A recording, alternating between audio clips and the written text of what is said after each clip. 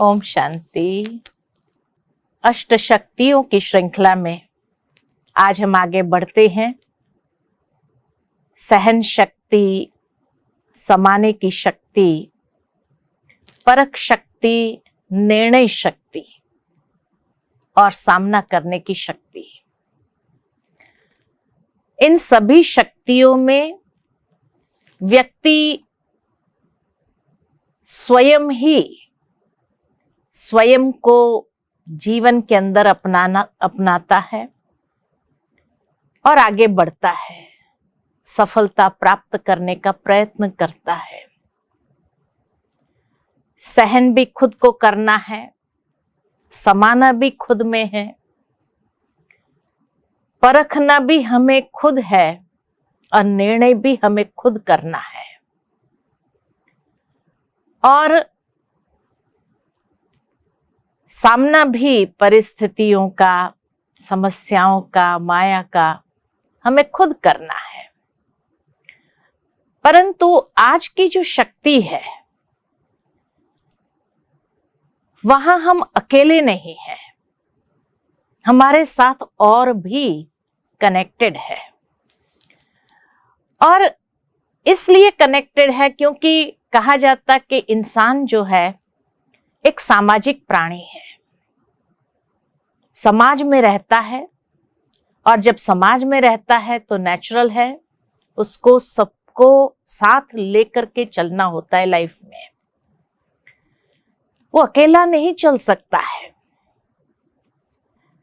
तभी तो एक बहुत पुराना गीत याद आता है, साथी हाथ बढ़ाना, एक अकेला थक जाएगा, मिलकर बोझ उठाना, साथी हाथ बढ़ाना। यहां जैसे कि हम हर एक को स्नेह से अपने साथ लेकर चलने की बात करते हैं। और भी एक बहुत सुंदर गीत की लाइन याद आती है कि जीना उसका जीना है जो औरों को जीवन देता है। अर्थात जो अनेकों के जीवन के अंदर उमंग उत्साह भरता है, जीना उसी का नाम है। इसीलिए अगर सहयोग को डिफाइन किया जाए तो यही कहा जाता है कि जब जिसको जिस समय जिसकी आवश्यकता हो उस समय उसको मदद करे या उसके मददगार बने। क्योंकि सहयोग शब्द में योग शब्द समाया हुआ है और योग माना है संबंध, जोड़, मिलन। जिस तरह वियोग माना सेपरेशन, तो योग माना कनेक्शन। जब हम एक दूसरे के साथ जुड़ते हैं तब तक सहयोग की भावना जागृत नहीं होती है। जब एक दूसरे के समीप आए, स्नेह भरा संबंध हो, तभी एक दूसरे के प्रति सहयोग की भावना जागृत होती है। और विशेष करके सहयोगी हम वहां ही बन सकते हैं जहां हमारे संस्कार मिलते हो, हमारा स्वभाव एक दूसरे के साथ मैच होता हो। तो यही कहे कि सहयोग के लिए संस्कार मिलन की रास होना बहुत आवश्यक है। स्वभाव मिलना बहुत जरूरी है। अगर हमारे नेचर ही नहीं मिलते हो, हमारे संस्कार ही नहीं मिलते हो, तो वहां पर सहयोग की भावना उत्पन्न नहीं होती है। साथ ही साथ ये भी कहा जाता है कि सहयोग देने के लिए बड़ी दिल चाहिए, उदारता चाहिए। अगर व्यक्ति संकुचित दिमाग का है, सेल्फिश है, तो वो खुद और खुद के परिवार तक सीमित हो जाता है।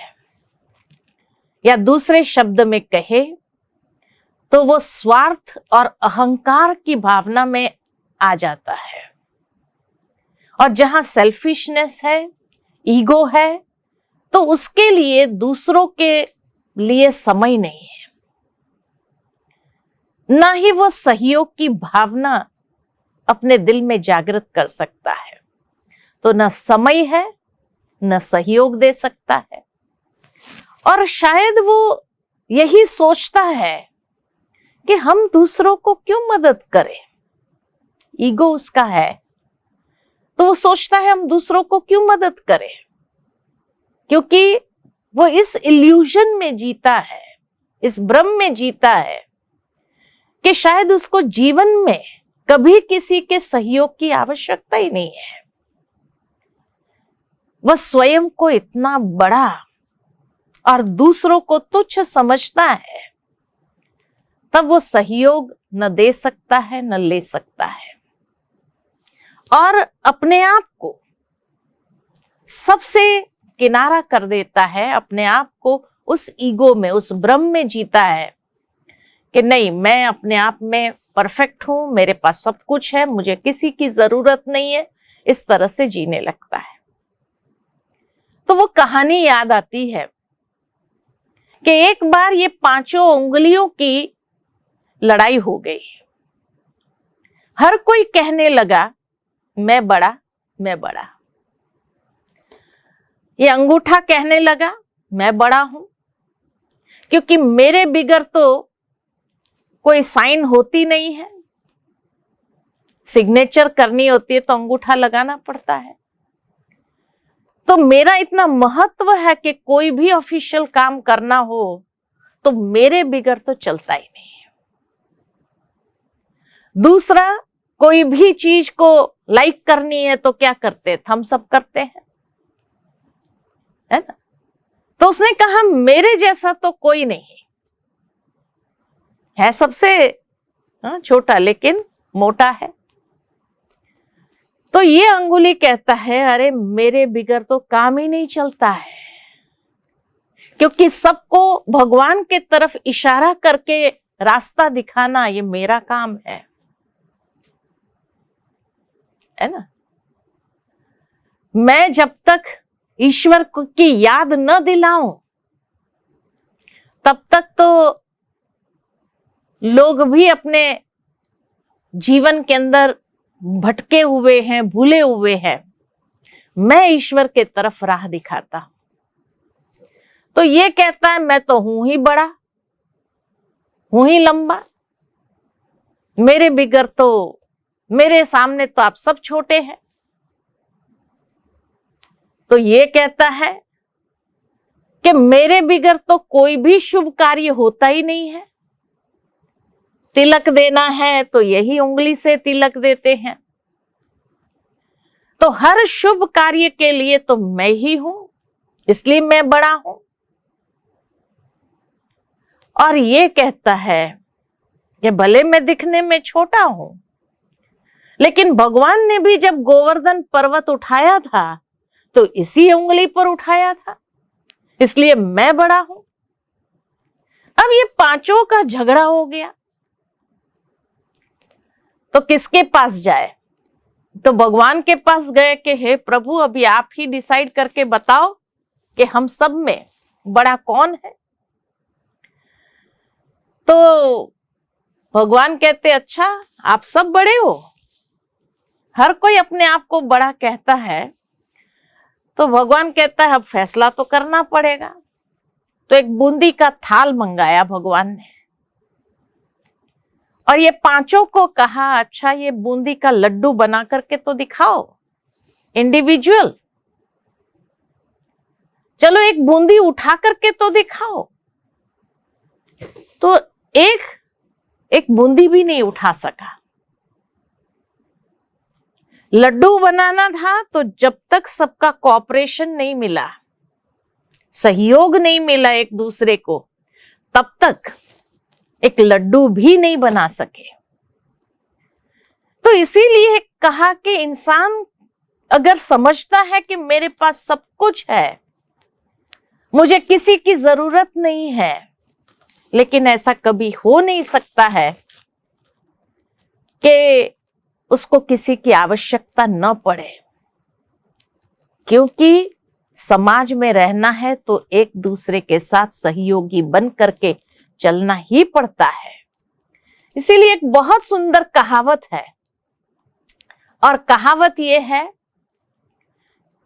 कि कहा जाता है कि हैंडसम वह है जो सदा अपना हैंड दूसरों की मदद के लिए आगे बढ़ाता है, वो हैंडसम है ना। अगर वो हाथ ही नहीं बढ़ाए किसी की मदद करने के लिए तो वो कहां से हैंडसम हुआ, कोई लाइक ही नहीं करता है उसको। और इसीलिए जब एक एक व्यक्ति का सहयोग बनता है, पड़ता है, तो कहा जाता है बूंद बूंद से तालाब भरता है, एक एक ईंट से मकान बनता है, सही सांसों की सहयोग से जीवन चलता है। अगर श्वास न चले तो जीवन कहां से चलेगा। और एक एक मनुष्य से ये जहान चलता है। तो बूंद बूंद से तालाब बनता है, एक एक ईंट से मकान बनता है, एक एक श्वास से जीवन चलता है, और एक एक मनुष्य से ये संसार, ये जहान बनता है। तो मनुष्य इस संसार की इकाई है, फाउंडेशन है। सहयोग देने लेने से दूरियां मिट जाती है और एक दूसरे के समीप आ जाते हैं। आज संसार की हर चीज देखो तो दे रही है ना। कहा जाता है कि ये वृक्ष हमें ऑक्सीजन दे रहा है, नदियां हमें पानी दे रहा है, वृक्ष फल भी देता है। इस तरह से अगर देखो तो बारिश, इंद्रदेव हमें पानी देता है, तो बादल भी आते हैं तो लोग खुश हो जाते हैं, वाह आज तो मौसम ही बदल गया, है ना। इसी तरह आप देखो तो मनुष्य की बनाई हुई चीज, प्रकृति के तत्व तो दे ही रहे हैं, लेकिन मनुष्य की बनाई हुई हर चीज भी दे रही है। जिस घर में आप बैठे हैं वो छत आपको प्रोटेक्शन दे रही है, जिस सोफा पर बैठे हैं, जिस चेयर पर बैठे हैं, वो आपको आराम दे रहा है। एसी चल रहा है तो वो आपको ठंडी हवा दे रहा है। हर चीज दे रही है।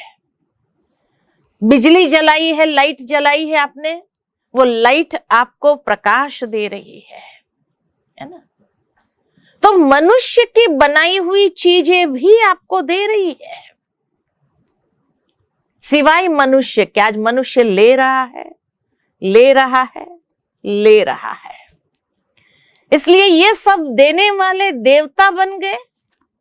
सूर्य देवता क्योंकि सूर्य प्रकाश दे रहा है, वायु देवता क्योंकि आपको हवा दे रहा है ना। इसी तरह वृक्ष देवता, क्यों देवता कहा ये सब तत्वों को? क्योंकि ये सब दे रहे हैं, ले नहीं रहे हैं। एक मनुष्य है जो ले रहा है, सबसे ले रहा है, और इस लेवता में लेवता बन गया है। लेने में वो देना भूल गया, और जब देना ही भूल गया तो अकेला पड़ गया, दुखी हो गया, अशांत हो गया। लाइफ में लोनलीनेस क्यों आती है? क्योंकि हर एक से उसने लेना ही चाहा है, देना नहीं है उसको। आज एक छोटे बच्चे को भी मां अगर कहती है कि बेटा ये काम कर दो ना, तो क्या कहेगा? क्या मिलेगा? अगर मैं ये काम कर दूं तो मुझे क्या मिलेगा? लेना ही है उसको, देना नहीं है। और इसलिए जहां देना ही नहीं है तो लोनलीनेस तो आएगा। जब कोई नहीं होता है देने के लिए तो वो हैंडीकैप महसूस करता है अपने आप को। तो इसीलिए कहा कि जहां संसार की हर चीज दे रही है सिवाय मनुष्य के, और खुशी किस में मिलती है? देने में। देने में ही खुशी मिलती है ना। आप देखो दुनिया के अंदर जब भी आप किसी को कोई छोटी सी चीज भी देते हो तो वो क्या कहते हैं? थैंक्स, आभार आपका। और कितना खुशी से वो स्वीकार भी करता है, और आपको देने में भी कितनी खुशी होती है। तो हमेशा देने में खुशी है, उमंग है, उत्साह है, अपने आप को कनेक्टेड फील करता है। और लेने में वो खुशी नहीं है। बहुत सुंदर एक बार एक कहानी याद आती है कि एक बार एक राजा के पास बहुत सारी गिफ्ट्स हो गई, क्योंकि वो ट्रैवल बहुत करता था। जहां जाता था उसको इतनी सारी गिफ्ट्स मिलती थी। तो इतनी सारी गिफ्ट्स हो गई कि उसको महल में रखने की जगह ही नहीं। तो उसने सोचा क्यों न मैं प्रजा में ये बांट दूं सारी गिफ्ट्स। तो उसने ऐलान किया कि सारी चीजें रखी जाएगी और जिसको जो चाहिए वो आकर के सिलेक्ट करे और उसको राजा दे देगा वो। तो दूसरे दिन सुबह देखा तो एक लंबी क्यू लग गई लेने वालों की, बहुत बड़ी क्यू हो गई। हर कोई ने सोचा अरे राजा इतनी बड़ी महंगी महंगी गिफ्ट्स दे रहा है, बांट रहा है, तो हम क्यों न लेवे। पहुंच गए। तो जब राजा देता था हर कोई सिलेक्ट करके बताता था ये चाहिए, ये चाहिए, ये चाहिए। तो जब वो देता था तो उसके चेहरे पर इतनी खुशी होती थी, और जो भी लेता था वो उसको दुआ देता था कि मे गॉड ब्लेस यू, आप सदा स्वस्थ रहो, तंदुरुस्त रहो। कोई ना कोई दुआ देता था। तो एक फकीर था उस लाइन में। तो फकीर ने सोचा, जैसे उसने चेहरा देखा राजा का कि जब देता था तो भी खुशी होती थी और उसको इतनी ब्लेसिंग्स मिल रही है, तो कितना संतुष्टता का भाव उसके चेहरे पर है। How can I experience this? मैं कैसे इस चीज को एक्सपीरियंस करूं? तो वो लाइन में था, जब उसका टर्न आया तो उसने पीछे वाले को कहा प्लीज आप आगे जाओ। उसने अपना टर्न दे दिया दूसरे को। तो जो आगे जाता था वो उसको थैंक्स करता था कि thanks, may God bless you, आपको भी ब्लेसिंग्स मिले। तो अपना टर्न देने में उसको खुशी मिलने लगी। तो हर एक पीछे वाले को आगे करता था, please may you go head, may you go head. तो जब ये कहता था तो बड़ी खुशी होती थी सबको कि देखो ये व्यक्ति अपना टर्न आगे, और वो पीछे हो जाता था, वो पीछे हो जाता था।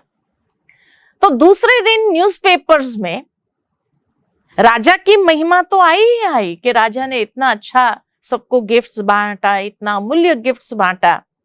लेकिन उसके साथ साथ वो फकीर की महिमा भी बहुत आई कि उस लाइन में एक व्यक्ति था जो अपना टर्न दूसरों को दे देता था और वो खुद अपने आप को पीछे कर लेता था।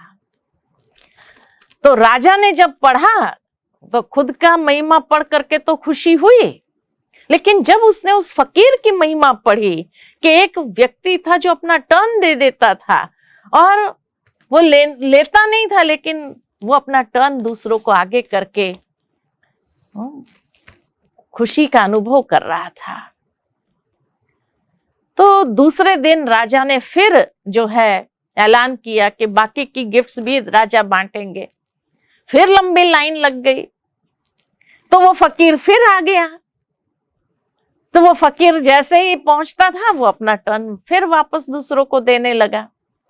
तो राजा ने उसको बुलाया, बोले इधर आओ, तुमको जो चाहिए ना पहले ले ले, लेकिन न्यूज़पेपर में तेरी महिमा ज्यादा हो मेरे या मेरे बराबर की, एक फकीर की जो कुछ नहीं बांट रहा है, खाली टर्न अपना दे रहा है, तो ये मुझसे सहन नहीं हो रहा है। इसलिए तुझे जो चाहिए ना ले ले और जा यहां से। तो फकीर कहता है मुझे तो कुछ नहीं चाहिए। तो कहा फिर लाइन में क्यों लगा है तुम? तो कहा जब मैंने देखा कि आप दे रहे हैं तो आपको कितनी खुशी अंदर में हो रही थी, और जब लोग आपको ब्लेसिंग्स दे रहे थे तो आपके चेहरे पर जो संतुष्टता का, आनंद का भाव था, उसको मैं एक्सपीरियंस करना चाहता था। और इसीलिए मेरे पास तो कुछ है नहीं देने का, मैं क्या दूं, लेकिन मुझे वो एक्सपीरियंस चाहिए था। तो मैंने अपना टर्न ही देना चालू किया और दूसरों को आगे किया, प्लीज आप आगे जाओ, आप आगे जाओ, आप आगे जाओ। और सचमुच में मुझे वो खुशी मिलने लगी। और जब लोग मुझे थैंक्स कहते थे, दुआ देते थे, मे गॉड ब्लेस यू, तो आई फेल्ट सो गुड। एक ऐसी संतुष्टि, एक ऐसा आनंद मिला मुझे। तो देने में हमेशा आनंद मिलता है, देने में हमेशा दुआएं मिलती है, देने में हमेशा खुशी प्राप्त होती है, उमंग उत्साह मिलता है। लेकिन देने के लिए दिल बड़ी चाहिए।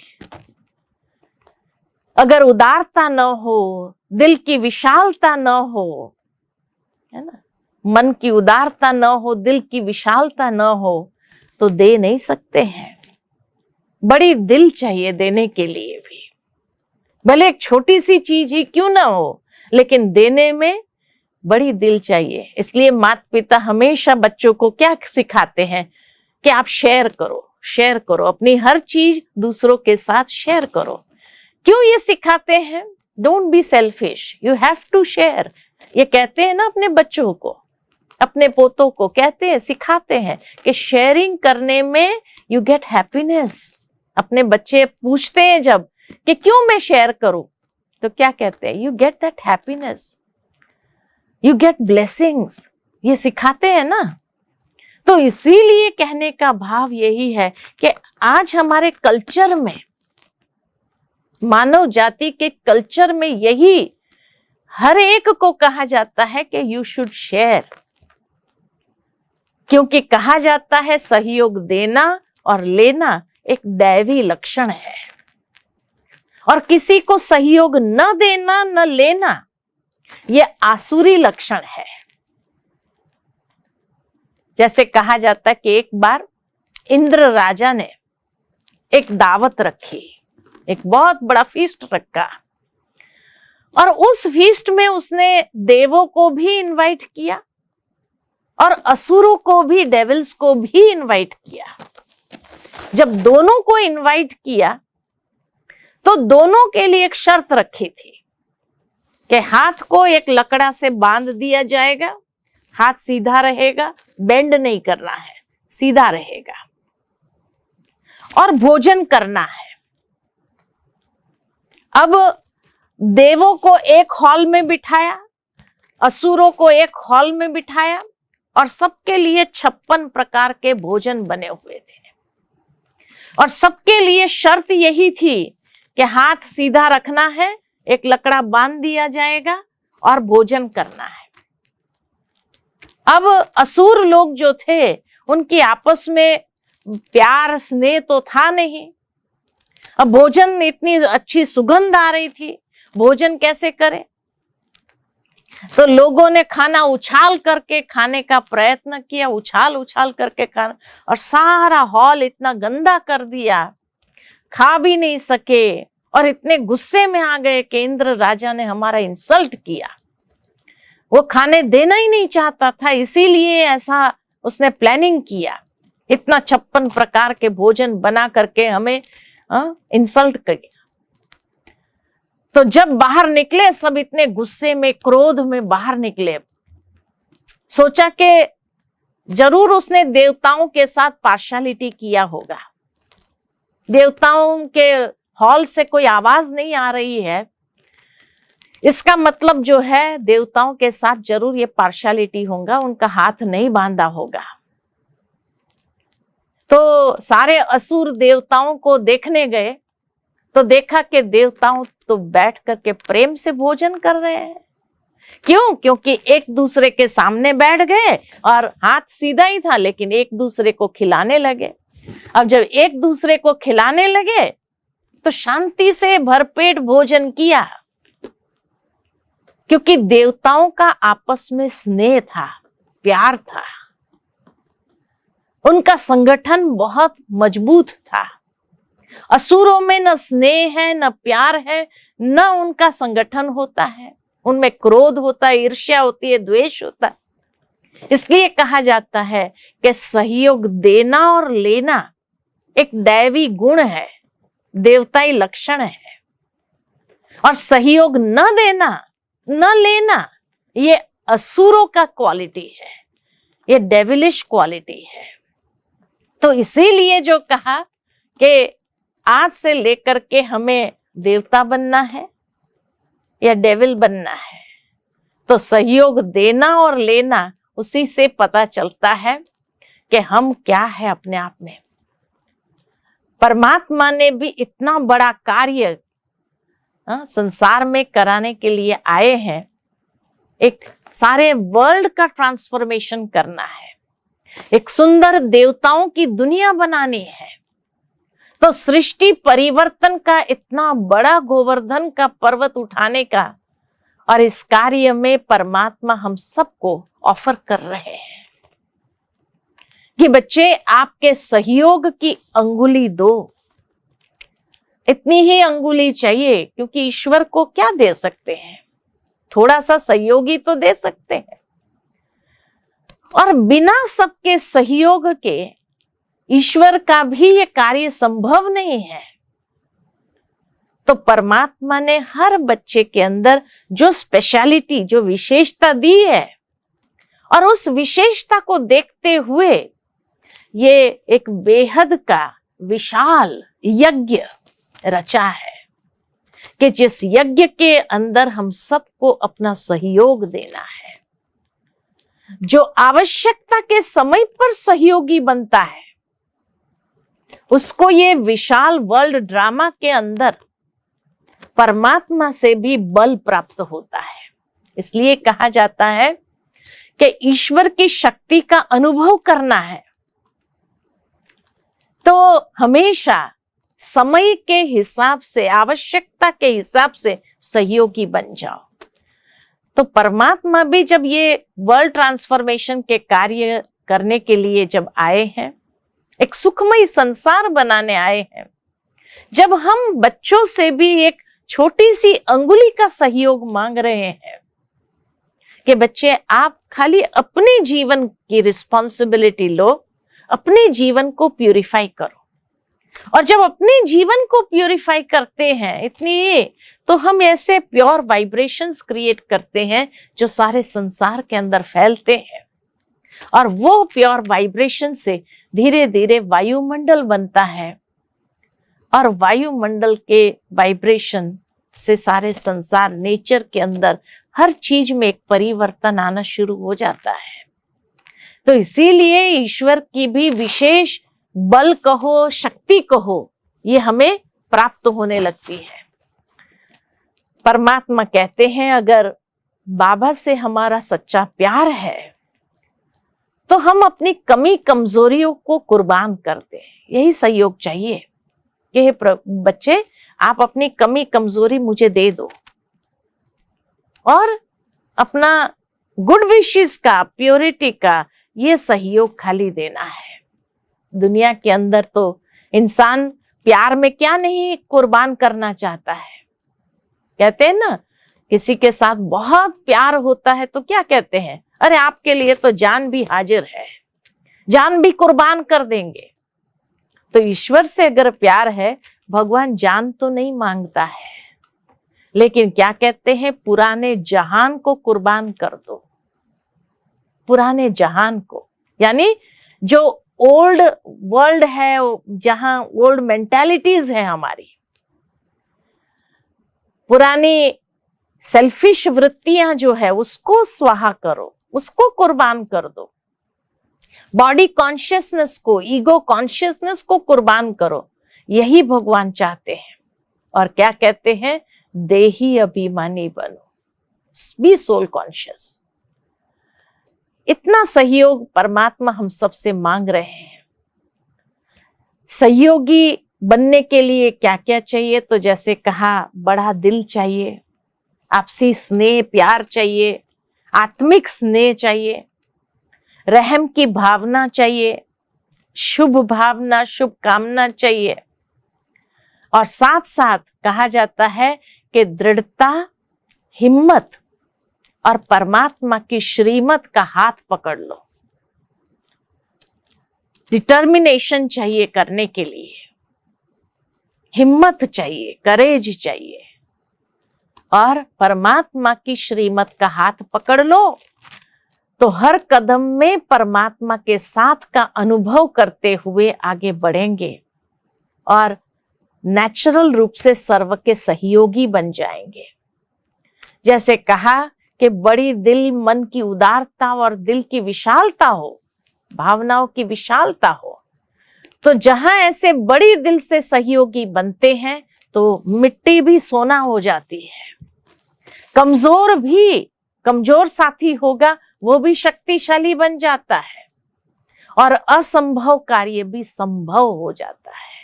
नथिंग इज इम्पॉसिबल इस दुनिया के अंदर, अगर सबका सहयोग मिलना शुरू हो जाए तो। लेकिन आज जिस सहयोग की बात कर रहे हैं हम, तो इस सहयोग को मैं कैटेगराइज करूं तो 5 तरीके से हम सहयोगी बन सकते हैं।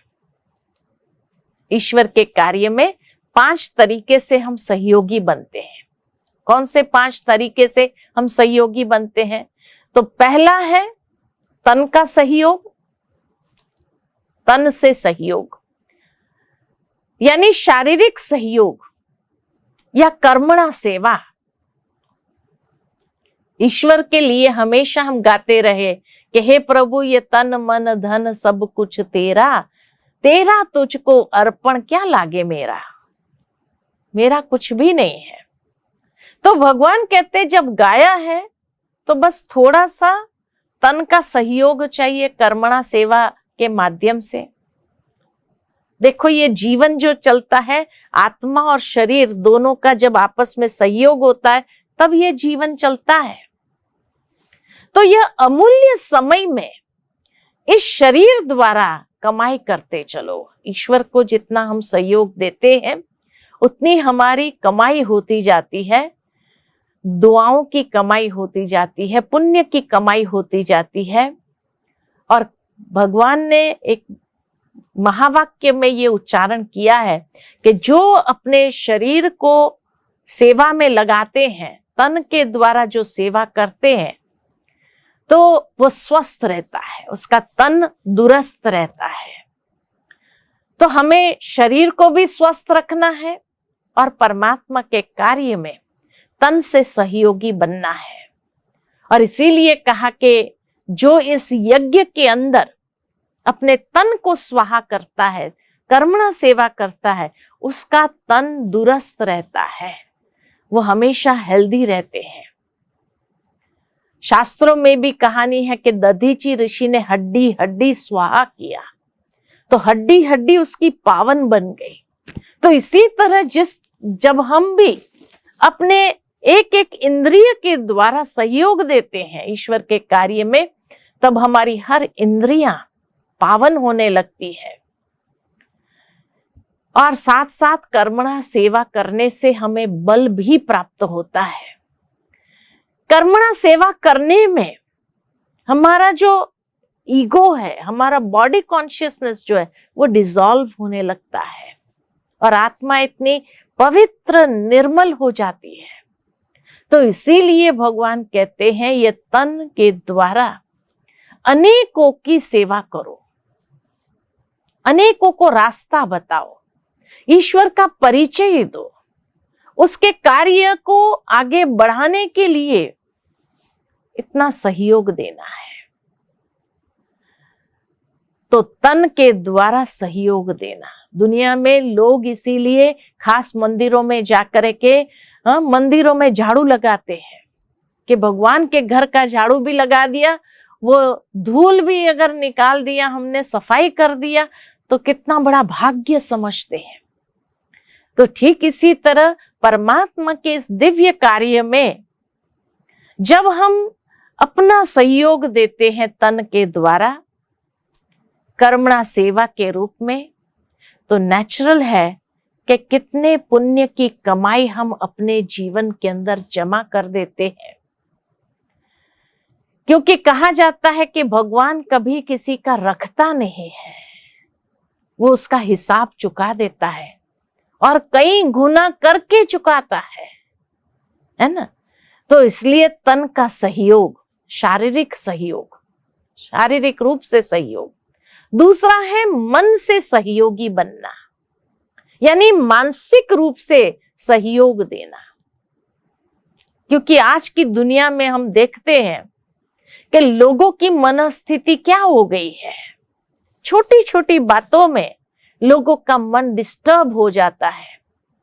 कोई छोटा सा पेपर भी आ जाए, एग्जाम आ जाती है खुद के सामने, तो सारी मन की स्थिति हिल जाती है, अचल अडोल नहीं रह सकती है। इसी तरह कई ब्राह्मण बच्चों को भी देखा गया है कि ज्ञान होने के बावजूद भी अंदर से हिल जाते हैं, डर जाते हैं। और उसका कारण क्या? तो कारण यही है कि परमात्मा ने जो हमें ज्ञान दिया है, जब प्रतिदिन ये ज्ञान का रोज चिंतन करते जाओ, मुरली का मनन करते जाओ, तो ये ज्ञान भोजन का कार्य करता है। और जिस तरह भोजन स्वीकार करने से हमें ताकत मिलती है, इसी तरह जब चिंतन करते हैं, जितना ज्ञान का मनन चिंतन करते हैं, तो मन हमारा दुरुस्त होता है, यानी मन से हेल्दी होने लगते हैं, मन में ताकत भर जाती है। और तब जाकर के हम अपने मन के श्रेष्ठ वाइब्रेशन से, श्रेष्ठ संकल्पों से सारे संसार के अंदर हमारे आसपास एक ऐसा ऑरा क्रिएट कर देते हैं जिससे हम हरेक के सहयोगी बन जाते हैं। कोई बेचारा दुखी है, निरुत्साहित हो गया है, और हमने उसको वाइब्रेशन भी दे दिया, प्रेम का वाइब्रेशन, हिम्मत का वाइब्रेशन दे दिया, उसका उमंग उत्साह बढ़ा दिया, उसका विल पावर बढ़ जाता है, उसके अंदर साहस आ जाता है कुछ करने का। इतना सहयोग तो हम दे ही सकते हैं। साथ ही साथ भगवान कहते हैं कि अपनी मानसिक शक्तियों का सदुपयोग करना, अर्थात कि हम अपने श्रेष्ठ चिंतन द्वारा वो वाइब्रेशन क्रिएट कर, शुभ भावना, शुभ कामना, ये तो हर एक के लिए दे सकते हैं, उसमें तो कोई खर्चा नहीं लगता है। साथ ही साथ जो हमारी बौद्धिक कैपेसिटीज है, बौद्धिक क्षमता है, इंटेलेक्चुअल कैपेसिटीज जो है, उसको हम परमात्मा के कार्य में लगाएं, तो देखा जाता कि जब हम मन से हम ये श्रेष्ठ वाइब्रेशन चारों ओर फैलाते हैं, लोगों को हिम्मत देते हैं, शक्ति देते हैं, तो हमारे जीवन में कभी भी तनाव नहीं आएगा, डिप्रेशन नहीं आएगा।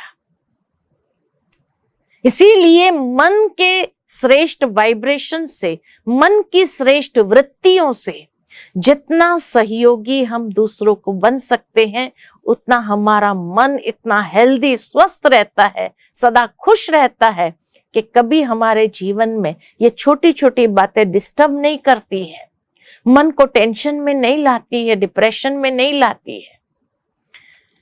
क्योंकि हमने अपना टाइम सफल किया, हमने अपने समय को सफल किया, समय का सदुपयोग किया, शुभ संकल्प की शक्ति से मनसा सेवा किया, और अनेक आत्माओं में शांति और शक्ति को के वाइब्रेशन भरे। यही तो आज की दुनिया में हर कोई को चाहिए। लोग क्या कहते हैं, थोड़ी सी शांति मिल जाए। आप अपने शुभ संकल्पों से किसी को शांति दे दो तो क्या कहते हैं, आपके पास बैठ करके हमें बहुत शांति मिली।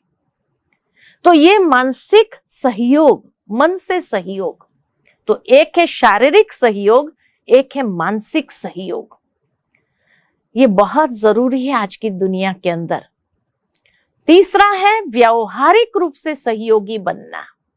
हमारा व्यवहार बहुत अच्छा हो, हमारा व्यवहारिक जीवन या हमारा चरित्र, हमारा कैरेक्टर परमात्मा को प्रत्यक्ष करे।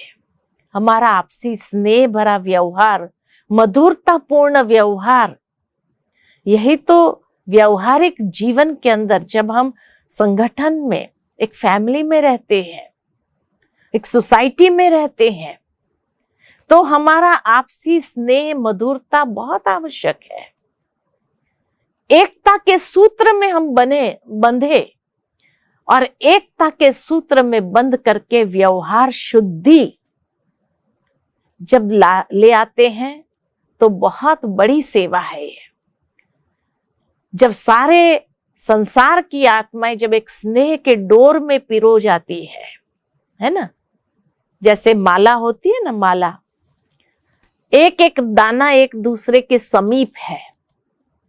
माला जो फेरते, 108 की माला भी जो फेरते हैं, तो एक एक दाना जो है एक दूसरे के समीप है, लेकिन अटैच्ड नहीं है, डिटैच्ड है।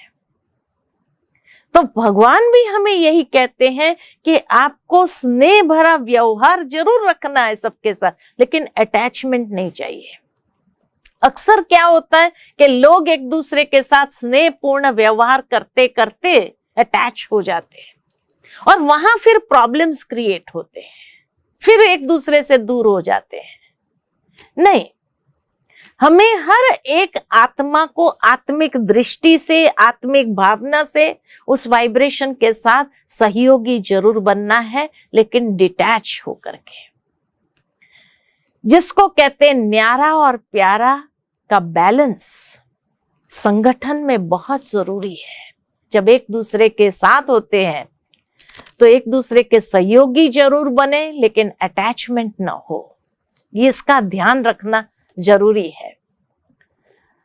तो पहला है शारीरिक सहयोग, दूसरा है मानसिक सहयोग, तीसरा है व्यवहारिक सहयोग, चौथा है आर्थिक सहयोग। आर्थिक रूप से सहयोगी बनना, जिसके लिए भगवान कहते हैं कोई भी अच्छे कार्य में जब आप अपना धन लगाते हो, अर्थात आप बीज बोते हैं, श्रेष्ठ कर्म का बीज बोते हैं। दुनिया के अंदर बिना सहयोग दिए आर्थिक रूप से किसी को कुछ प्राप्त नहीं होता है। हम बीज बोते हैं अगले जन्मों के लिए। एक बार एक हस्बैंड वाइफ थे, तो उनके गांव के अंदर एक बहुत बड़े महात्मा जी आए, तो उसका प्रवचन सुनने जाना था। वो बहुत अच्छा ओरेटर था, बहुत अच्छा प्रवचन करते थे। तो वाइफ ने सोचा कि आज मेरे हस्बैंड को जरूर ले जाऊं। वाइफ बहुत धार्मिक थी, हस्बैंड बिल्कुल धर्म में नहीं मानता था।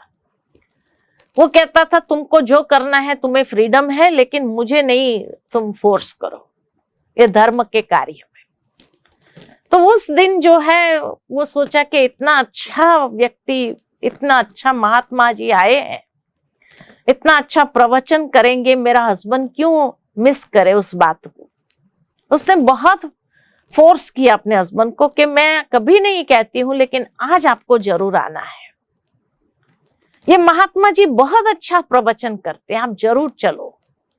बहुत फोर्स करने के बाद हस्बैंड ने कहा कि ठीक है चलो, क्योंकि वो बिजनेस में इतना बिजी रहता था कि उसके पास टाइम ही नहीं होता था इन सब चीजों के लिए। तो जब इसने बहुत फोर्स किया तो उसने कहा अच्छा चलो चलो, गए। अब महात्मा जी ने प्रवचन में कहा कि भाई हम अकेला आए हैं, इस संसार में अकेला जाना है, जो कुछ कमाया किया वो सब यहाँ ही रह जाना है ना, साथ तो कुछ भी नहीं ले जाएंगे हम। तो वो सेठ जी को बड़ी चिंता हो गई, वो बड़ा टेंशन में आ गया कि माना इतना मैंने जो कमाया है कुछ भी मेरे साथ नहीं चलेगा, सब कुछ यहाँ छोड़ के जाना पड़ेगा। बहुत परेशान हो गया, इतना उसको टेंशन हो गया कि मैं ये कमा रहा हूं, इतना अपना टाइम एनर्जी दे रहा हूं, किसके लिए? मैं अगर कुछ लेके ही नहीं जा सकता हूं। तो उसने अपनी वाइफ को कहा ये तो गलत बात। तो गया महात्मा जी से मिलने के लिए, पर्सनल मिलने के लिए। कहा महात्मा जी मुझे कोई भी युक्ति बताओ कि मैं ये सब अपने साथ नेक्स्ट जन्म में भी ले जाऊं। तो महात्मा जी ने कहा ऐसा तो हो नहीं सकता है, अकेले आए हैं, अकेले जाना है, ये सब तो यहीं छूट जाना है।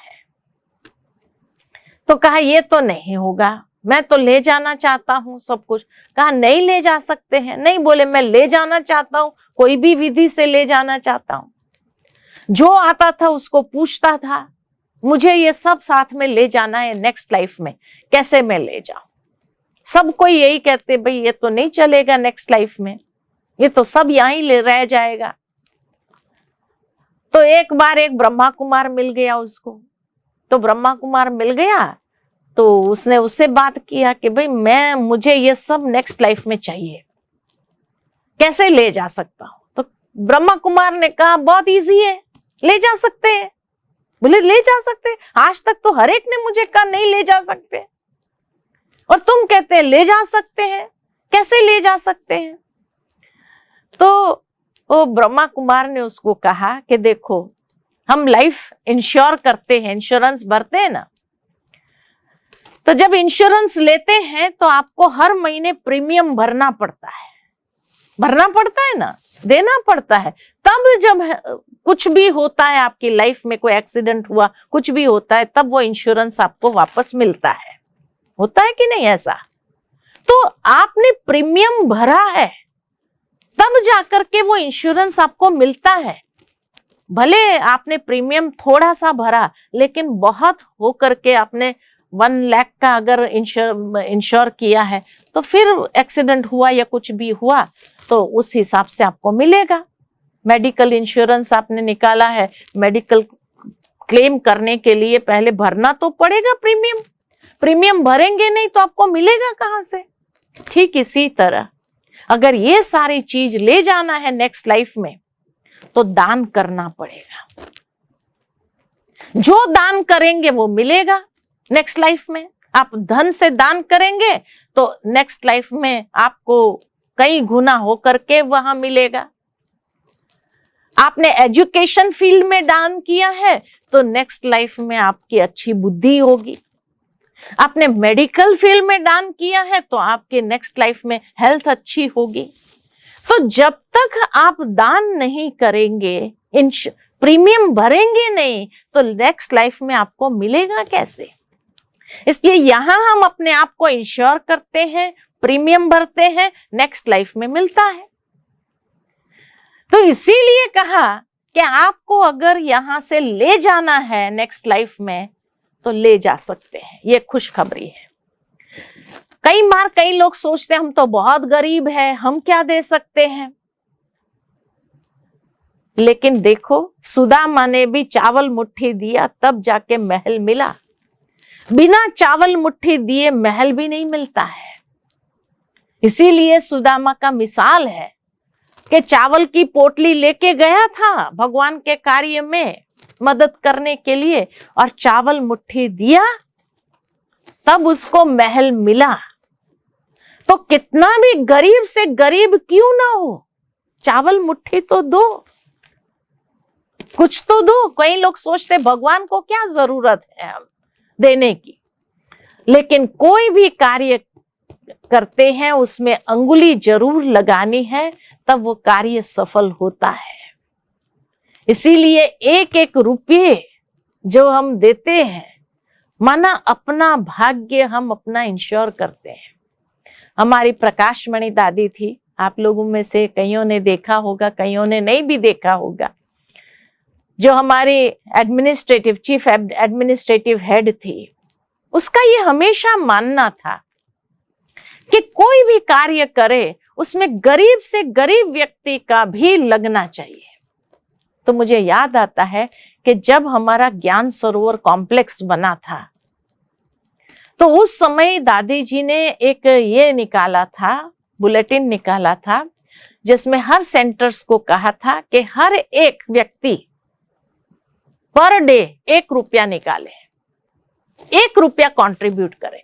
1 रुपया तो किसी के लिए डिफिकल्ट नहीं है, $1 कंट्रीब्यूट करना तो किसी के लिए डिफिकल्ट नहीं है, पर डे, है ना। तो पर डे $1 जब कहा तो हर कोई ने डाला। गरीब से गरीब व्यक्ति भी 1 रुपया तो निकाल ही सकता है, 1 रुपया कौन सी बड़ी बात है। तो हर एक ने 1-1 रुपया देना चालू किया 1 साल तक। अब दुनिया के अंदर, सारे वर्ल्ड के अंदर अगर 5 लाख भाई बहनें हैं, फॉलो करते हैं, और पर डे 1-1 रुपया निकालेंगे 1 साल के लिए, तो कितना हुआ, कैलकुलेट करो।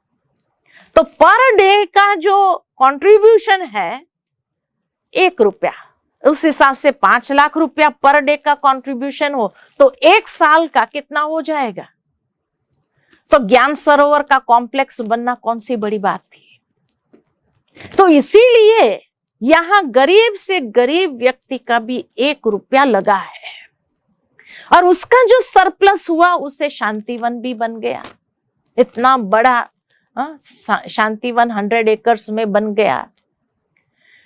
और इसीलिए कहा, जो सच्चे दिल से स्नेह से अपना सहयोग देता है तो परमात्मा भी पदम गुना करके उसके अधिकारी बना देता है, क्योंकि भगवान कभी भी किसी के सहयोग का हिसाब रखता नहीं है, वो चुका देता है। मुझे याद आता है कि एक बार एक बहुत गरीब माता जो मजदूरी करती थी, तो उसने जो है, जब ये सुना कि दादी जी ने कहा है कि 1-1 रुपया देना है, तो वो रोज की अपनी इनकम में डेली वेजेस उसको मिलता था, उसमें से 1 रुपया निकालती थी और 1 रुपया निकाल करके रख देती थी। तो उसके पास कुछ अमाउंट जमा हुआ, और जमा हुआ तो उसने क्या किया, उस अमाउंट से एक अंगूठी लिया सोने की, और अंगूठी ले करके उसने अपनी टीचर के साथ कहा कि ये आप दादी जी को देना, मैं तो माउंट आबू नहीं जा सकती हूँ, लेकिन दादी जी ने खास जो कहा है 1-1 रुपया निकालो, तो मैंने जो जमा किया है उसमें से ये अंगूठी लिया है, और ये अंगूठी दादी जी को जाकर के देना। वो टीचर बहन आई माउंट आबू, उसने दादी जी को दिया, ये अंगूठी दिया कि दादी जी, एक बहन जो मजदूरी करती है, वेजेस, डेली वेजेस पर काम कर, उसने अपना 1-1 रुपया निकाल करके एक अंगूठी खरीद करके बाबा के कार्य में, इतना बड़ा कार्य हो रहा है तो उसमें अपना सहयोग भेजा है। दादी जी की आंखों में पानी आ गया। उस अंगूठी को दादी ने पहना और क्लास में आकर के दिखाया, देखो आज दादी जी को क्या मिला है, देखो आज दादी जी को एक माता ने, अभी तक माउंट आबू आई नहीं है, मधुबन आई नहीं है, लेकिन अपना सहयोग जरूर भेजा है। तो कितना पदम गुना प्राप्ति। इसीलिए कहा कि सुदामा का चावल मुट्ठी भी क्या हो जाता है, महल प्राप्त कराने के अधिकारी वो बन जाता है, और उसको भगवान पदम गुना करके देता ही है, रिटर्न करता ही है। तो इसीलिए कहा कि आर्थिक सहयोग, और 5वां है आध्यात्मिक सहयोग, आध्यात्मिक शक्ति का सहयोग। आज आध्यात्मिक शक्ति का सहयोग मैं कहूं तो किसको कहा जाता है कि आत्मा के 7 गुण है ना।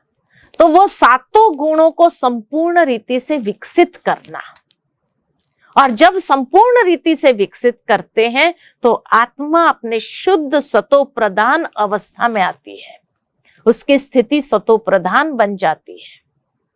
हम आत्माओं का स्वरूप ही है कि आत्मा शुद्ध और पवित्र स्वरूप है। तो वो शुद्ध वाइब्रेशंस जब हम फैलाते हैं, शांति के वाइब्रेशंस जब हम फैलाते हैं, आनंद के वाइब्रेशन जब हम फैलाते हैं, दुनिया के लोगों की तरह हमारी दृष्टि वृत्ति न हो, सतोगुणी स्थिति हो, तो ये संसार परिवर्तन के कार्य में ये आध्यात्मिक सहयोग है, स्पिरिचुअल कोऑपरेशन हमारा। और इस प्रकार सहयोग से ही संसार चलता है।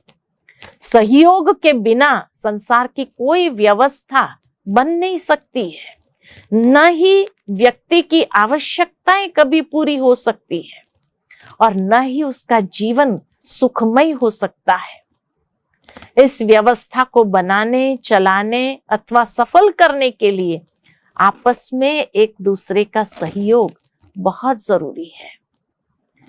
इसलिए कहा कि जहां सहयोग है वहां प्राप्ति क्या है, क्या मिलेगा।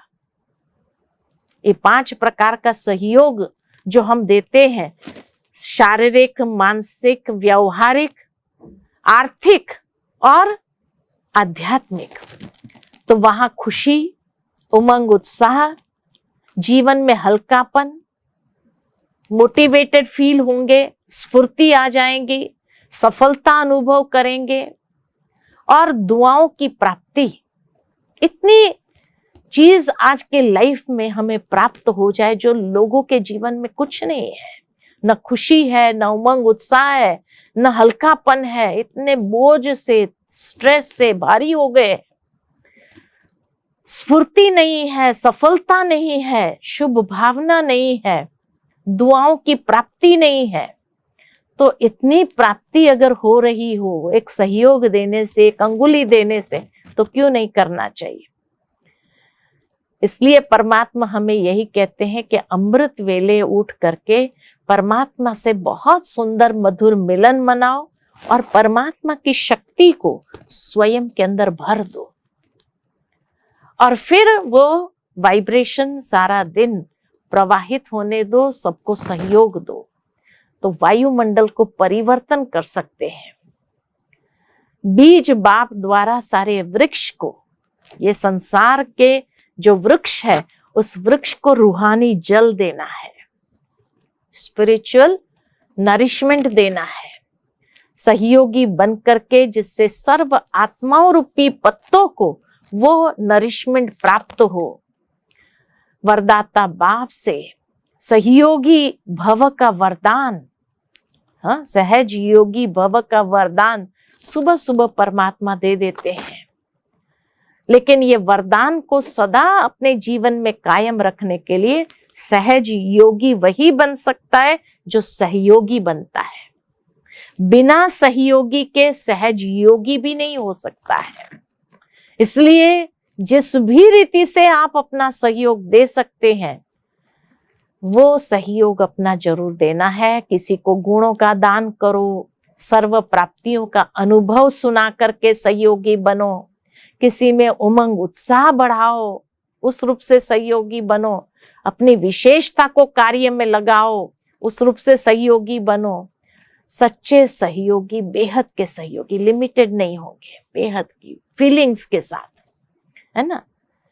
जो भी संपर्क में आए, हमारे कनेक्शन में आए, वो ये फील करे कि हमें कुछ मिला, चाहे ज्ञान प्राप्त हुआ, चाहे स्नेह मिला, प्यार मिला, चाहे याद का बल मिला, शक्तियों का धन मिला, है ना, बुद्धि जैसे भर करके जा रहे हैं, ये फीलिंग जरूर आनी चाहिए जब भी कोई हमारे कनेक्शन में भी आए।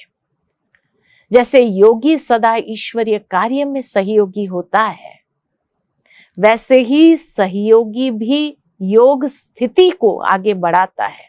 जितना व्यक्ति सहयोगी बनता है तो उसकी योग की स्थिति बहुत अच्छी होती है। इसलिए कहा कि सहज योगी बनना है तो सहयोगी बनना जरूरी है। जब व्यक्ति सहयोग देने का संकल्प करता है तो धीरे धीरे उसका मन योग के तरफ आकर्षित होने लगता है और इसीलिए कहा कि पुरुषार्थ में अगर ढीलापन आया है, ये फील करते हैं कि जैसे हम ढीले हो गए हैं, वो उमंग उत्साह नहीं रहा, तो आप किसी न किसी रूप से सहयोगी बन जाओ। ये 5 प्रकार के सहयोग जो बताए, उस रूप से सहयोगी बनो, तो देखो वो पुरुषार्थ में जो ढीलापन है वो समाप्त होकर के फिर से अंदर एक नई एनर्जी, एक नई ऊर्जा स्वयं में महसूस करेंगे। ये ऐसे ही है जैसे एक पेड़ को पानी दिया, जड़ को पानी दिया, तो धीरे धीरे वो सूख रहा था लेकिन फिर से हरा भरा हो जाता है।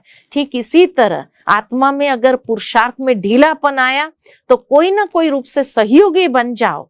तो सहयोगी बनने से हमारे अंदर भी जैसे एक नई ऊर्जा के साथ हम आगे बढ़ने लगते हैं, उड़ने लगते हैं। इसीलिए ये जल समाप्त नहीं होना चाहिए। ईश्वरीय स्नेह सहयोगी बनाए, जीवन परिवर्तन का फाउंडेशन है। हमारा जीवन जो परिवर्तन होता है उसका फाउंडेशन है सहयोगी बनना। तो जीवन परिवर्तन का ये बीज है, ये फाउंडेशन है, जिसमें ईश्वरीय स्नेह की अनुभूति का बीज पड़ जाए तो वह सहयोगी बनने का वृक्ष इतना फलता है, फूलता है। सबके मन की शुभ भावना, शुभ कामना का सहयोग मिल जाता है और कोई भी कार्य सहजता से सफलता प्राप्त करा देता है। ये वायुमंडल का किला, जो फोर्ट है, वो फोर्ट इतना स्ट्रांग हो जाता है और उस फोर्ट के अंदर हम सभी सुरक्षित हो जाते हैं। तो इसीलिए सहयोग की शक्ति एक बहुत बड़ी शक्ति है। ठीक है ना? अच्छा, ओम शांति। तो कुछ देर हम सभी बैठेंगे परमात्मा की स्मृति में, और जैसे कहा कि अपने वाइब्रेशन के द्वारा हम सहयोगी बनना है, तो हम अपने वाइब्रेशंस को सारे विश्व के अंदर जरूर फैलाएं, क्योंकि इस समय विश्व के अंदर जिस तरह के महामारी चल रही है, कई आत्माएं अशांत है, कई आत्माएं दुखी है, कई आत्माएं परेशान है, कई आत्माएं स्ट्रेस में आ गई है, डिप्रेशन में आ गई है। उन सब को हम अपने मनसा सहयोग अवश्य दें। तो चले कुछ क्षण के लिए अपने मन को बाह्य सभी बातों से समेट लेते हैं और भ्रुकुटी की मध्य में स्वयं को चैतन्य शक्ति, आत्मा महसूस करें।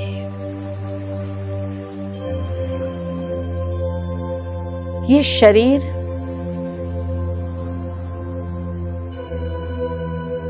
मेरा मंदिर है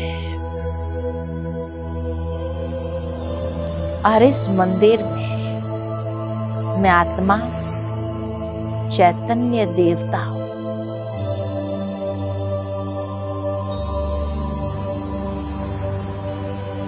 देवता माना ही देना।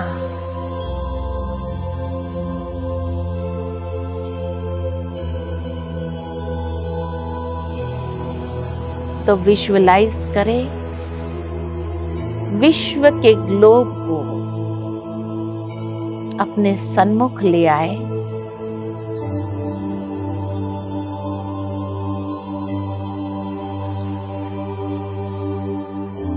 और शुभ संकल्प, शुभ भावना,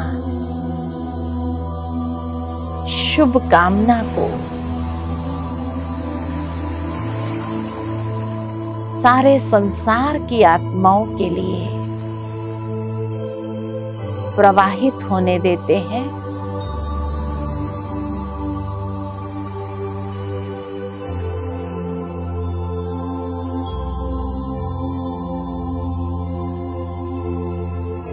सभी परेशान आत्माओं को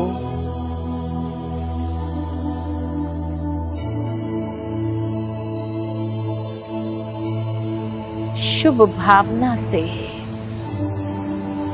शांति का वरदान देते हैं।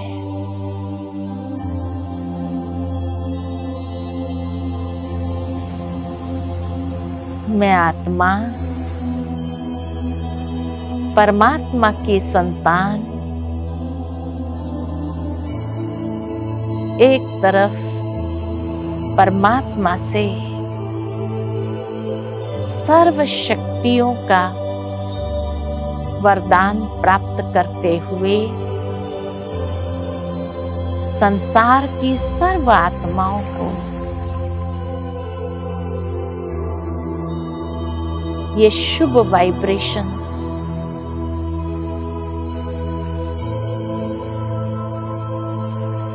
देती जा रही है।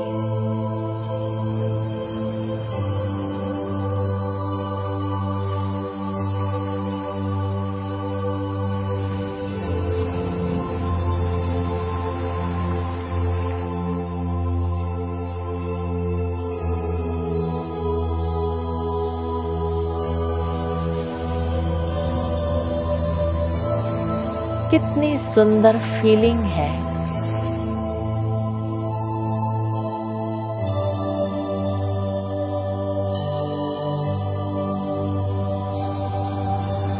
पवित्र प्रकंपन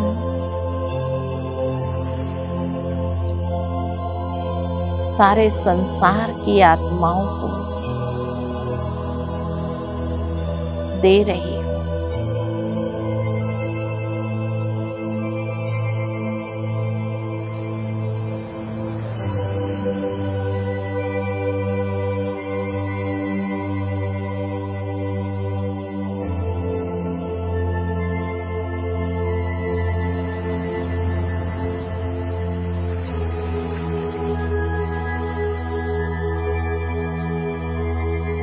शांति के प्रकंपन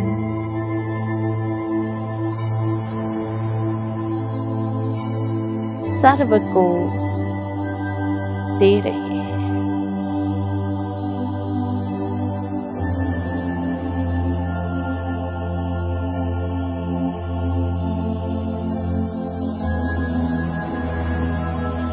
खुशी के वाइब्रेशंस चारों ओर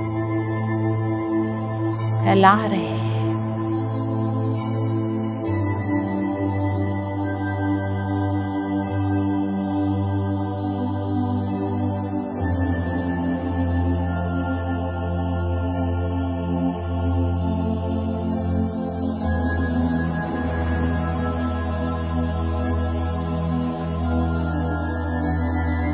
सभी आत्माओं के साथ साथ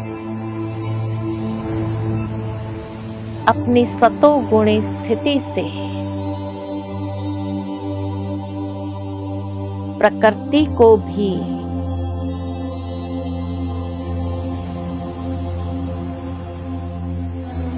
शुद्ध वाइब्रेशंस दे रहे हैं।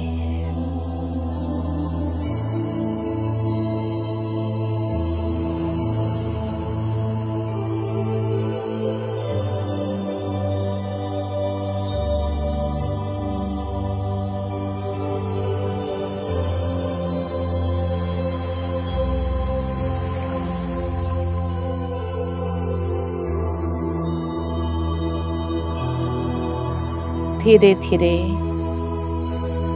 मन को परमात्मा के सानिध्य में ले जाती हूँ।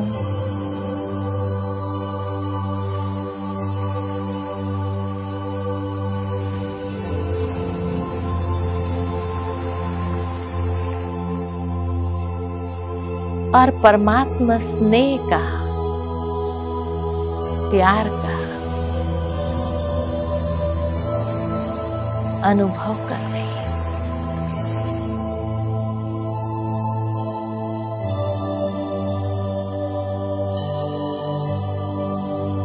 परमात्मा दुआओं को स्वयं में अनुभव कर रही है।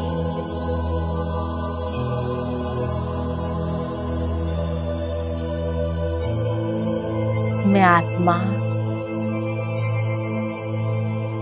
कितनी न सौभाग्यशाली,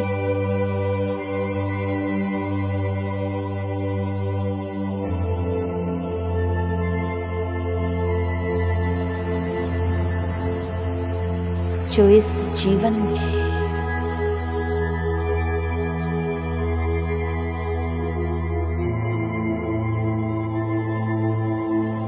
परमात्मा के साथ का अनुभव कर रहे हैं।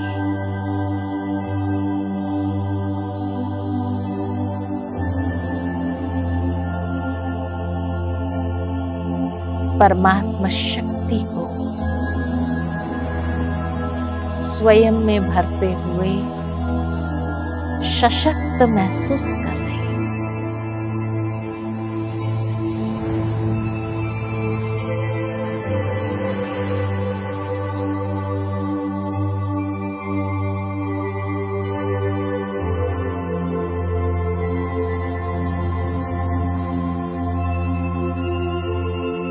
धीरे धीरे मन और बुद्धि से वापस इस पंच तत्व की दुनिया की ओर शरीर में भ्रुकुटी के मध्य में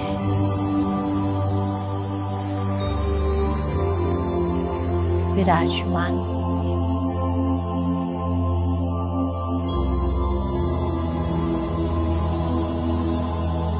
और आज सारा दिन मुझे देवता बन करके जो भी मेरे संपर्क में आए उसको कुछ न कुछ देना जरूर है।